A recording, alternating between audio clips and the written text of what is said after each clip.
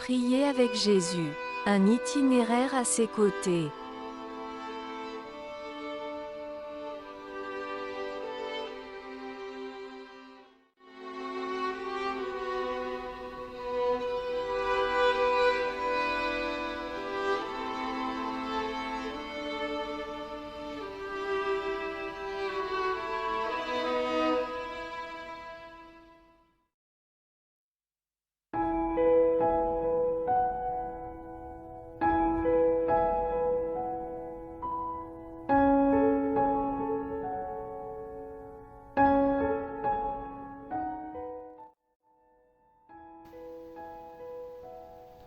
Chers amis, bonjour. En cette 6e semaine de cheminement ensemble, nous sommes arrivés au jour 6. Le thème, fini ou fini. Tout est accompli. Jean 19:30. Vous avez travaillé pendant des mois, peut-être même des années, à l'exécution d'un projet, à la réalisation d'un rêve, à la construction d'une relation. Vous vous êtes beaucoup investi. Vous avez consacré des efforts considérables.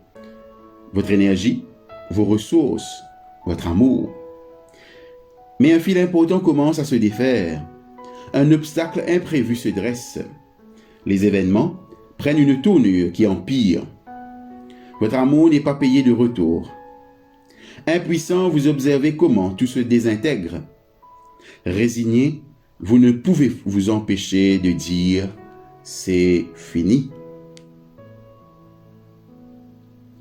Vous avez travaillé pendant des mois, peut-être même des années à l'exécution d'un projet, à la réalisation d'un rêve, à la construction d'une relation.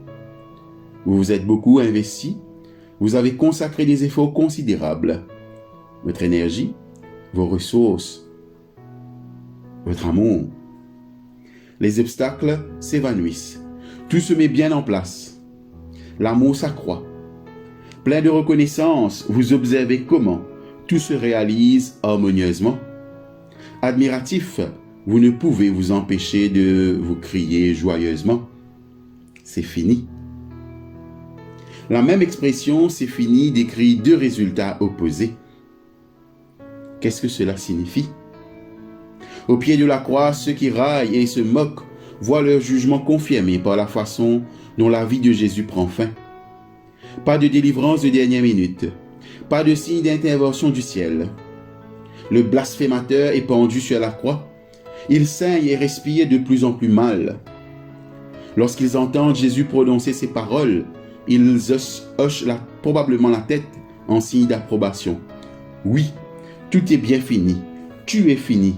Ou plus vulgairement, tu es fichu.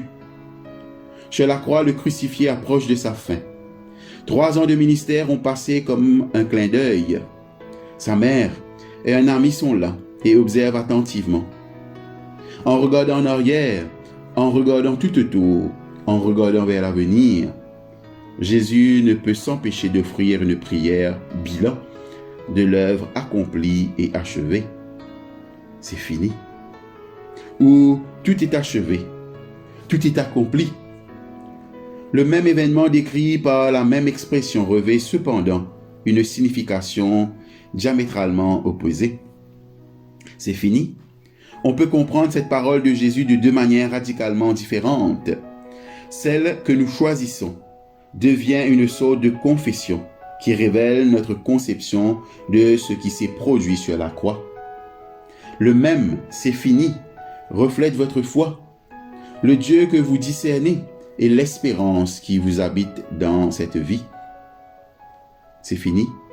Par sa prière, Jésus remet son œuvre à Dieu. Le but que Dieu avait assigné à son Fils en l'envoyant sur la terre a été atteint. L'œuvre est achevée. Maintenant vient le temps de s'en décharger, de la confier. Même pour Jésus, il est des choses qui dépassent sa vocation, qui ne sont pas de sa responsabilité. La prière de Jésus nous enseigne une leçon que nous avons du mal à accepter. Nous décharger, passer le relais, confier. Quand nous menons à bonne fin un travail, que nous nous sommes acquittés d'une tâche, ou avons réussi à nouer une relation, nous nous accrochons. Nous voudrions que les choses restent en l'état, ou du moins telles que nous les avons laissées. Jésus savait, quand il était arrivé au bout de son ministère, aussi put-il prier en toute confiance, « C'est fini ». Il a achevé son œuvre et laisse désormais à Dieu le soin d'agir de façon remarquable le dimanche de Pâques et au Saint-Esprit d'agir avec puissance à Pentecôte. L'achèvement met un point final et celui-ci ouvre de nouveaux commencements. Cheminer à l'écoute des prières de Jésus et notamment de son dernier cri « C'est fini » nous conduit à deux attitudes spirituelles. Premièrement, rester fermés dans notre travail et notre ministère jusqu'à leur complet achèvement. Jésus n'a pas prononcé ces mots à un moment de lassitude, en cours de route ou de dépit à cause de disciples qui ne comprenaient rien à sa mission. Cela vaut aussi pour nous. Si nous voulons aller jusqu'au bout de notre course, dans un certain sens, nous ne pouvons prononcer cette prière qu'à notre dernier souffle. Mais avant d'en arriver là, il y aura un moment où nous devrons reconnaître l'achèvement de notre œuvre pour aller de l'avant. Deuxièmement, la prière de Jésus nous incite à reconnaître ce qui est achevé, à l'accepter et à poursuivre. Rappelons-nous qu'en disant « tout est achevé », Jésus n'incluait pas toute l'œuvre de Dieu, mais seulement son ministère terrestre.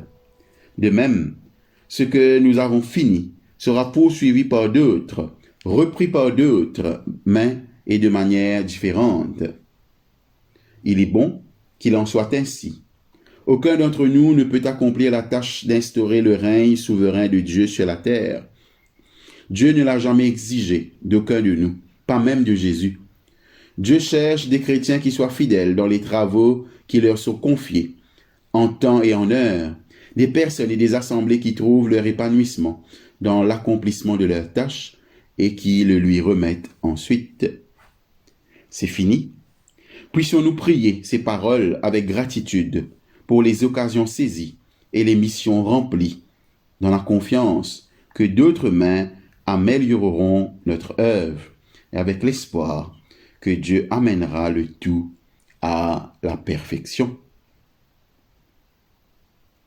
Prions. Alpha et Oméga, toi qui tiens nos commencements et nos fins, accorde-moi la force d'achever ce que tu m'as donné à faire, la paix de confier à autrui ce qu'il ne m'appartient plus de poursuivre, et la sagesse de saisir la différence. Toi le Dieu vivant, éternellement.